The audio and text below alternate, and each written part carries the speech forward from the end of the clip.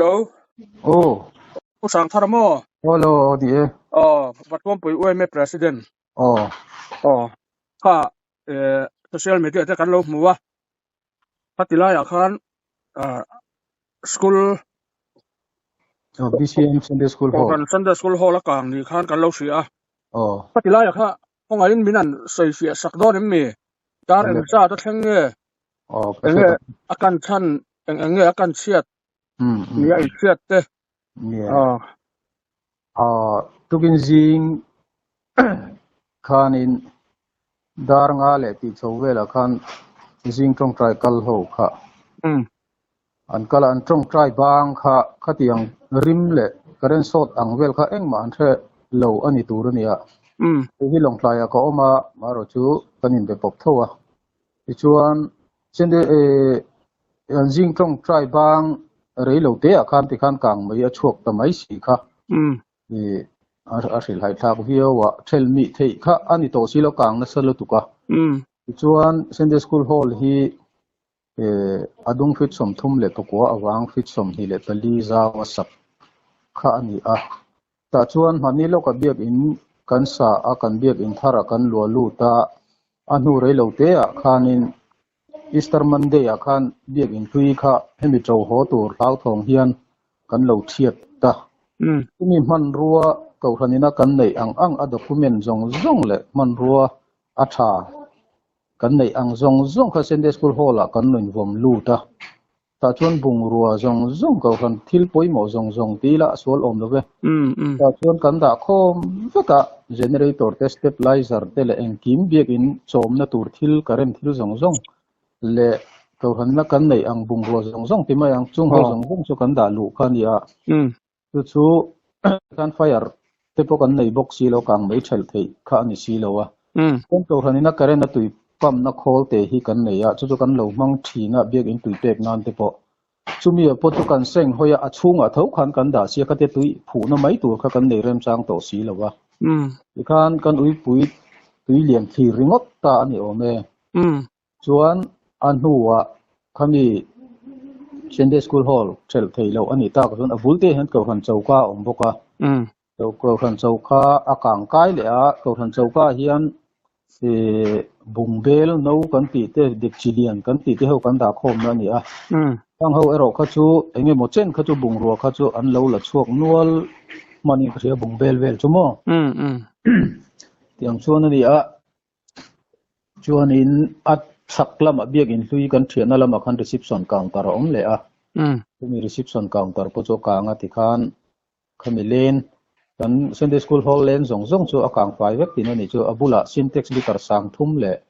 achaka in thirna vc na min sak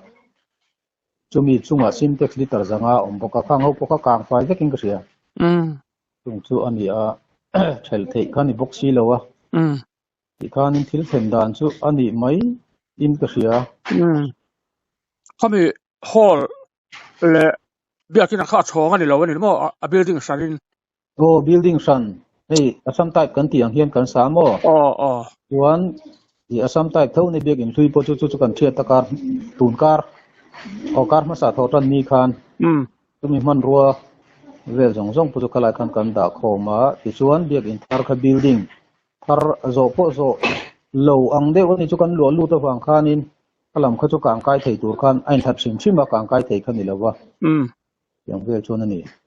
ni chuan sia lo em tuna ani le in ko thana chon exam nge loi chu mem ko than men bar exam nge member zali le somthum vel kan ni mai ka sia tam pen tam chu kan tam mangreng chuan wen in khom thei ngam in khom tur chuan in ro man dar som pakhat vel in khom turin an tiamo tu anla thok char an chin lok khan kanin bia kan bian pi lam te po abula bung om kha karen war a thau thon om awangin akang tho awang khan abung kha chumi bung te po chu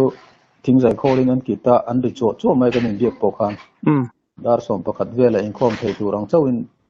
an min ruwa man ani ome chon kan pastor thut mun ani wa thom pu hian pastor Johana oma ani hi kumbula tanga bial program mau tang a bial fangin tu na hen hun mang me ka mo yang chuanin ko ran po tun din hun a chuan in khom po dar so ma in khom chin kan ne dar kar khat velen an son hla ni chu ani so hani le hatianga hian a relief lama hi ani a ko san ang zong a BCM headquarters lama atangina mo engamo ron siatir na emo infinito em tun tin hun a chuan kan la nei chial lo a social media a the kan in the dar bak hi a official tak chuan la nei lo ka share ina ala chop chil deu bokamo chop chila pathian ni te ni box in na an sia thuna chon na ron cheve mai ang chu patro e tu ra chon ngai photila mo sarkar te po ni sarkar te po ole aji lo hle mai ni ko ina pathian ni lo ni le nga la ka kha akan han sia do chin te min han sila ole kalom lu tu ke ole kan lo me ale DCM Vatwam Pui Sunday School Hall chu dar tukin dar nga le mini somli vel khan karen so da wangin kang nga chu nga hian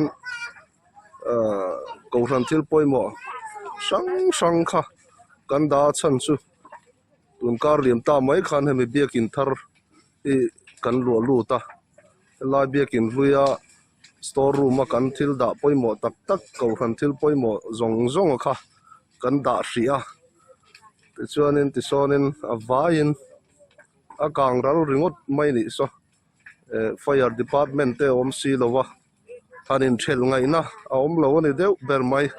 ko ran na tui pam khol kan nei ve chu na kha a chunga son kan lo da box ya ti hianin engkim mai kan chan ani deu ber mai ko ran me pui te min lo tong trai pui a min lo hriat pui nan kan ron report ani